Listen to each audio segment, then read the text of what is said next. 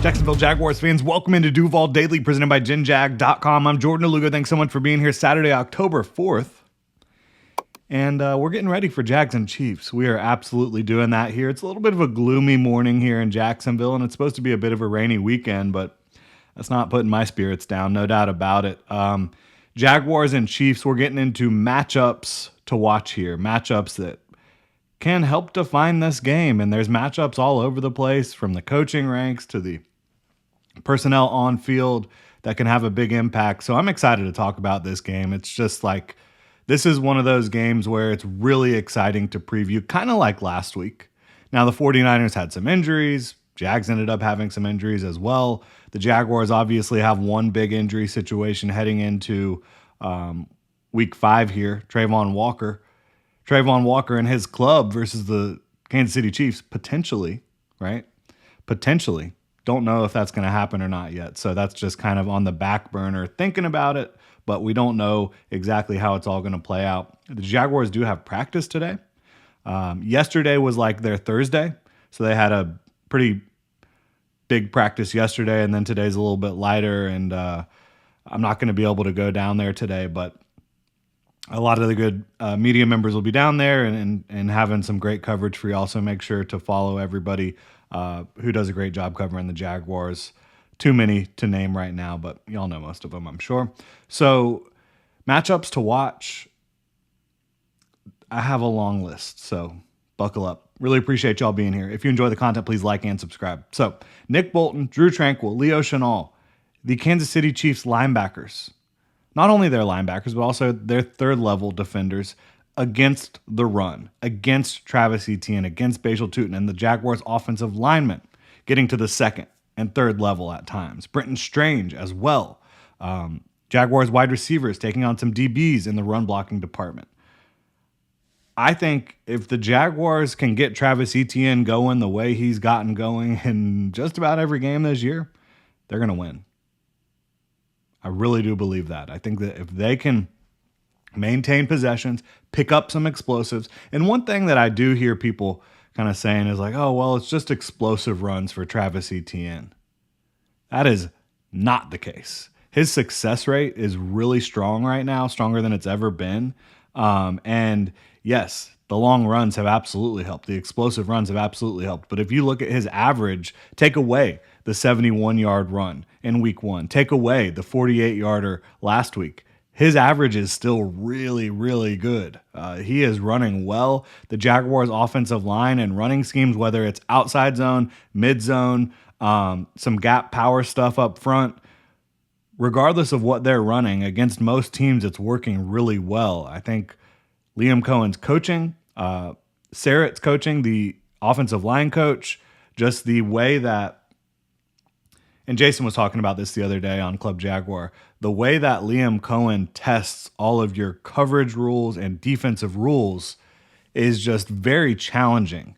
And so you're so worried about defending the pass against this team because of some of the speed and all that they bring to the table. And you know, Trevor Lawrence, Brian Thomas Jr., Travis Hunter, De'Ami Brown, hopefully he's back. But you look at all these different factors and the way that Liam Cohen shifts people around the formation, moves people. It just puts so much strain on the defense. And then you also have offensive linemen executing at a high level, a running back executing at a high level who is explosive as all get out. He gets low to the ground. He has great bend. He has some wiggle. He can break arm tackles and really not break stride, leave you in the dust and space. I mean, Travis Etienne is operating at a really high level. And then you have Bajal Tutin, he's a really good back as well. Lee Quint Allen.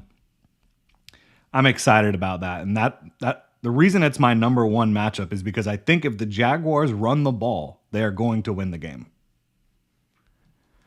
And the Chiefs have not been very good at stopping the run this year.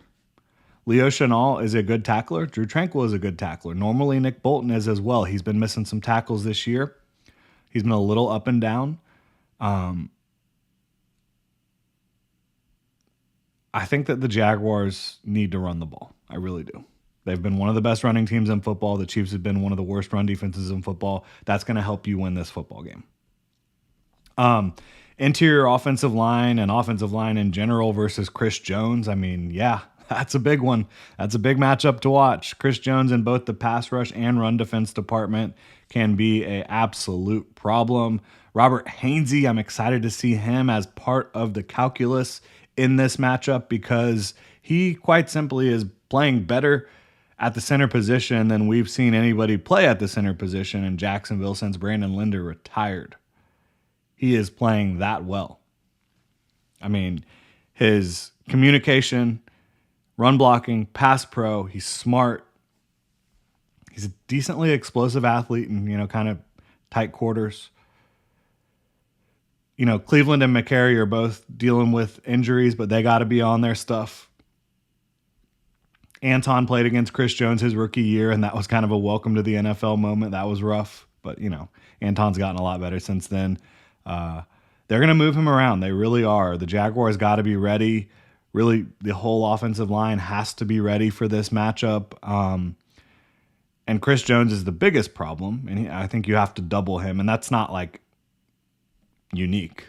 Doubling interior defensive linemen is something that happens every single game, every single week. So that's not really a big issue in my opinion, like how you handle him. It's just like, can you handle him, right? Can you win when you double team him? And certainly you don't want to give him many one-on-ones. They're going to try to create those. But you've also got George Karlaftis, who's a really good, just balanced edge. I love the way he plays the game. They got some young guys. Omar Norman Lott starting to come on a little bit here and there as a pass rusher. Jerry Tillery's made some plays, although, he's not like a major concern to me, but he can make plays if you allow him to. Ashton Gelati's coming along a little bit. Charles Omenihu up and down a little bit. But it's really, to me, if you can slow down Chris Jones and not let him wreck the game, you're probably going to be in good shape.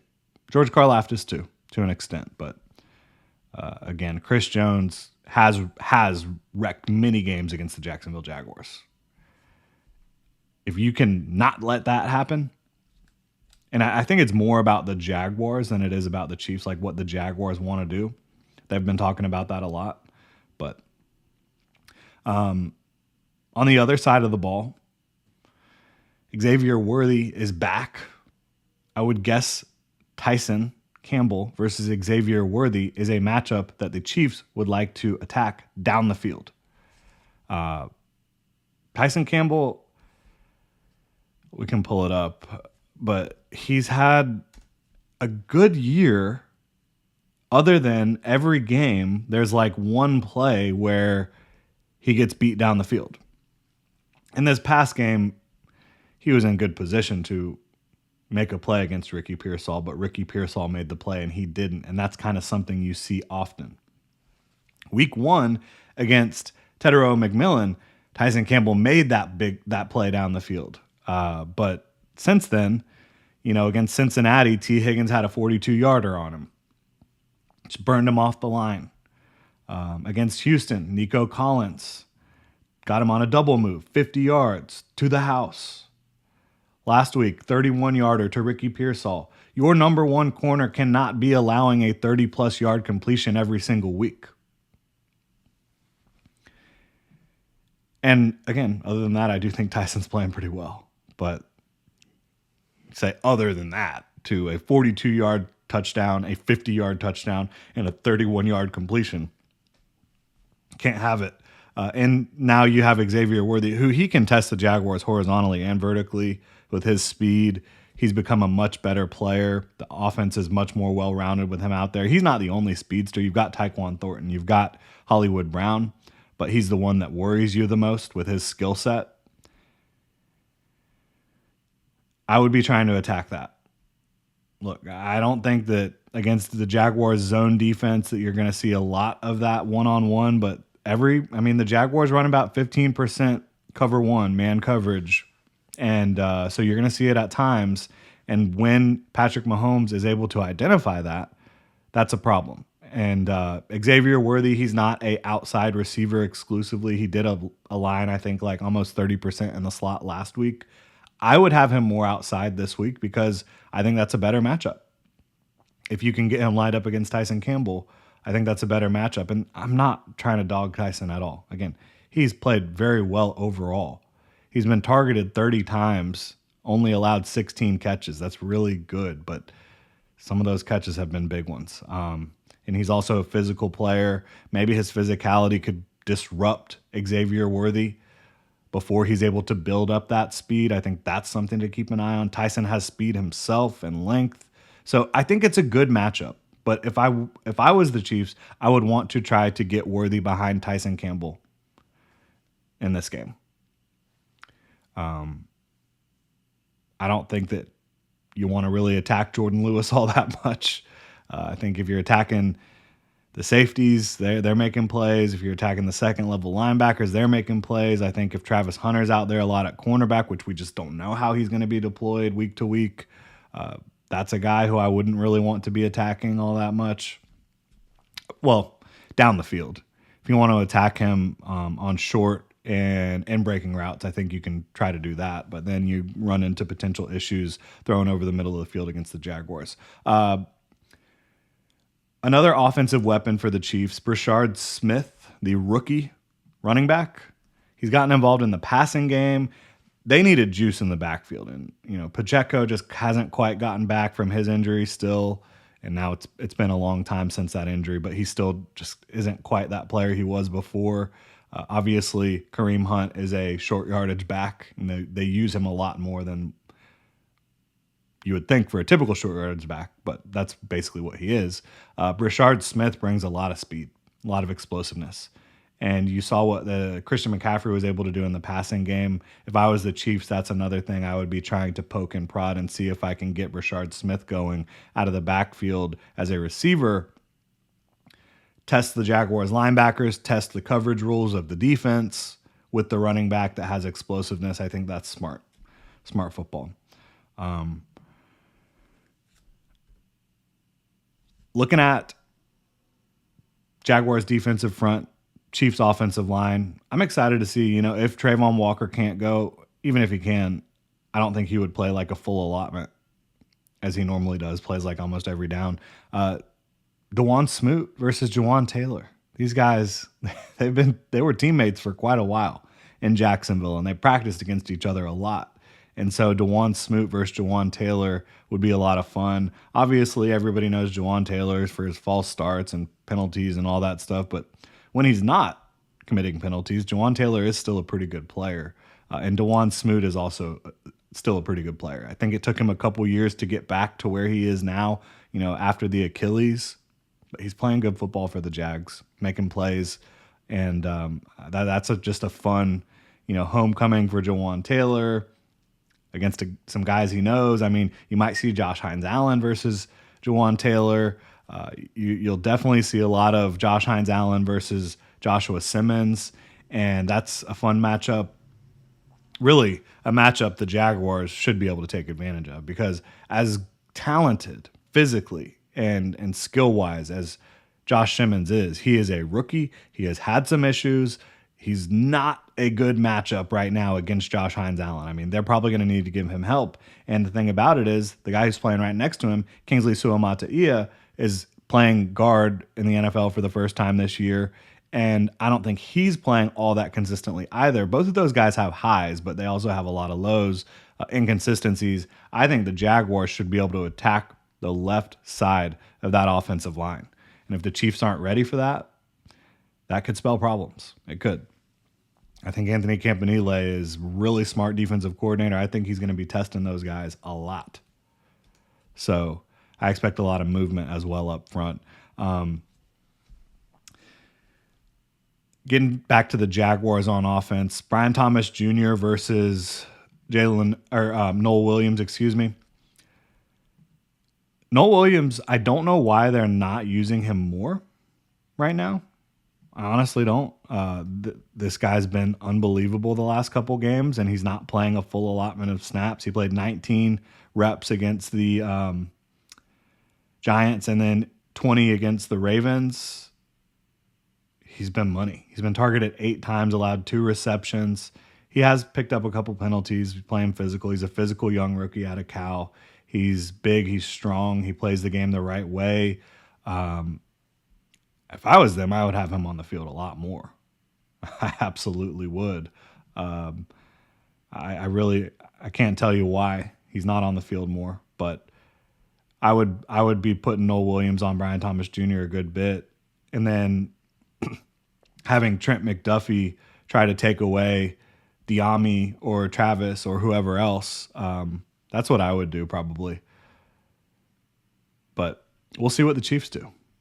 Again, they're not playing Noel Williams as much as I would. I know he's a rookie, but he's one of your best players on defense already, it looks like.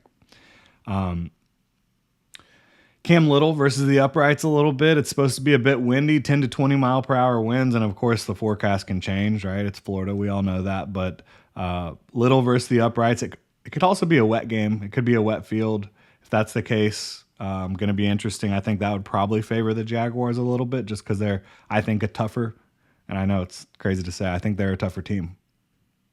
But Little versus the Jaguars are running the ball really well. They are stopping the run really well. The Chiefs are not running the ball. The Chiefs are not stopping the run. So, beyond that, you just see the Jaguars stepping up to the physicality played every single week. But Cam Little versus the uprights versus the wind. He's missed a kick in 2 straight games. He's got to get right. If you start having a streak where you miss kicks in 3 consecutive games, I think that could really get to you mentally, and you don't want to see that. Jaguars offense versus alignment, pre-snap alignment, getting it all together. This is a complex offense. There's a lot of moving parts. You've seen that lead to penalties. The Jaguars need to button it up pre-snap. Hopefully playing at home should be helpful in that regard, but it's going to be a big moment.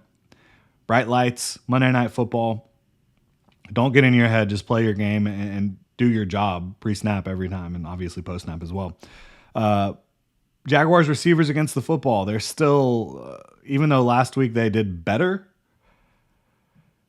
I still think, maybe Parker could have come down with that throw that Trevor made that was super aggressive late in the game. Brian Thomas Jr. obviously should have come down with it. You've seen so many plays here, through the first 4 weeks where you think that receivers should come down with the football and they don't.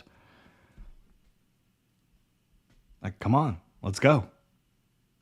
Let's go. Y'all are too talented to be putting the football on the ground the way you have been, and just not making plays that you should. And then Trevor Lawrence versus Spags. Trevor Lawrence and Liam Cohen together versus Spags. Trevor Lawrence, even though he has not beaten the Chiefs, he's played some damn good football against the Chiefs. If you go back 2022, they played the Chiefs twice. Thought he played well in both of those games. Thought he played winning football in both of those games. In 2023, he played pretty damn well against the Chiefs. Different offensive systems. So now it's for Liam Cohen and Trevor Lawrence using this offensive system and using what Trevor Lawrence does well to have another winning performance against the Chiefs. He hasn't won that game yet, but he has played winning football against the Chiefs, including in the divisional round of the playoffs in Arrowhead. He played winning football. There was some really unfortunate circumstances around him in that game. Fumbles, defense not being able to cover Travis Kelce, which I guess we should bring up, Taylor just dropped her album. Travis got some major shout-outs on that one. Good for him. Yeah, you got to always be aware of Travis Kelce. And shout out Trevor Lawrence. It's his birthday Monday. He's going to be playing on his birthday, Monday Night Football. That's exciting stuff. That's it for matchups to watch. We'll have bold predictions as well tomorrow. And then Monday, we'll have some coverage. I'm not used to having a Monday where we have to get ready for the game. That's just not been something we've done much of around here. So we'll definitely have some coverage on Monday as well. Really appreciate y'all being here. If you enjoy the content, please like and subscribe. Y'all have a good one.